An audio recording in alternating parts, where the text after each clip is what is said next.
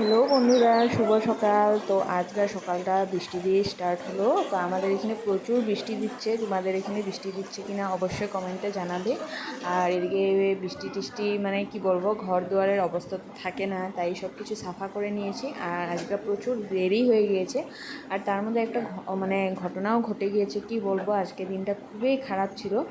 তো একটু থানাতে যেতে লাগা হয়েছে, মানে সেখান থেকে আসলাম, এসে দেখি প্রচুর টাইম হয়ে গিয়েছে।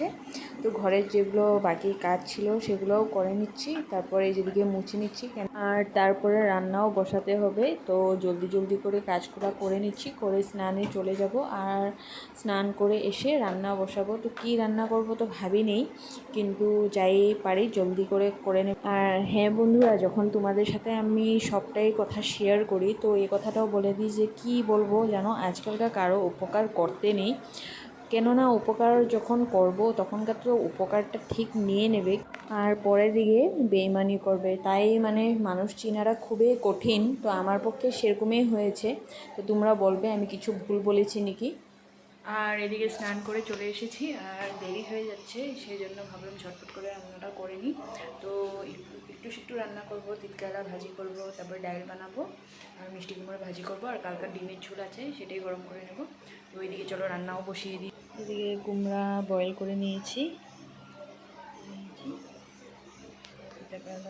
কেটে নিয়েছি ভাজার জন্য, একটু করে ভাজা করব। আর ফাইনালি বহুত কষ্ট করে ট্রেনটা ধরেছি। কি বলবো, যা ইনসিডেন্ট হয়েছে মানে সেটা বলার মতন না। তো ট্রেনটা ধরেছি আর ট্রেনে বসে পড়েছি, আর এদিকে যাচ্ছি, আর ভিউটাও তোমাদের সাথে শেয়ার করছি।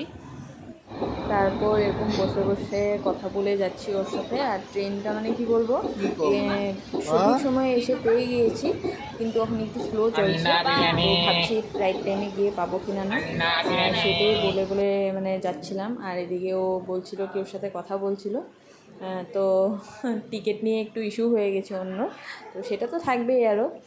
আর এদিকে ঘুমিয়ে পড়েছিলাম। আমি ঘুমের থেকে উঠে তারপরে দেখলাম না, ও বিস্কুট খুলে খেয়ে নিয়েছে, আর আমার জন্য রেখে দিয়েছিল কয়েকটা, আর আমি চাও নিয়ে নিলাম, আর বিস্কুটও খাচ্ছি আর সঙ্গে কথাও বলছি। তো অন্ধকারও হয়ে গিয়েছে, আর এখন টুকটুক করে যাচ্ছি। এদিকে ভুজিয়া নিয়ে এসেছিলো। ও কখন এইসব প্যাকিং করেছে আমি কিছু বলতেই পারি না। হঠাৎ শুনি কি একটা আওয়াজ হয়েছে, তারপরে যা ঘটলো।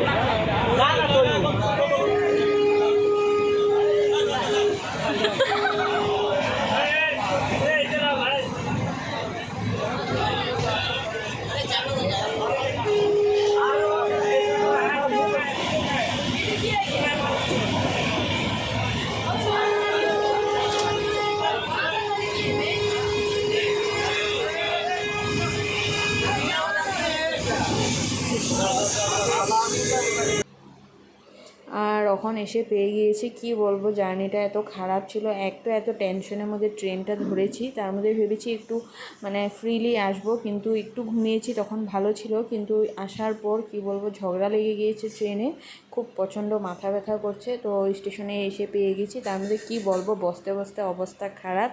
ট্রেন 1.5 ঘন্টা লেট, মানে কয়টার সময় এসে পেতে লাগে আর কয়টার সময় এসে পেয়েছি। মানে এখন কখন বাড়ি গিয়ে ফ্রেশ হবো, আর ফ্রেশ হয়ে খাওয়া দাওয়া করে ঘুমাবো সেটাই ভাবছি।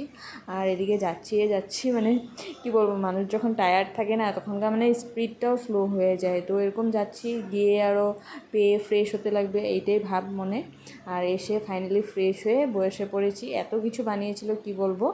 তো এই যে কাকার ঘরে এসেছি, আর এই যে কথাও বলছি, আর এদিকে মানে কাকার ছেলে, আর এদিকে কাকিমুনি। তো আজকের মতন ভিডিওটা এখানেই শেষ করছি। Bye bye.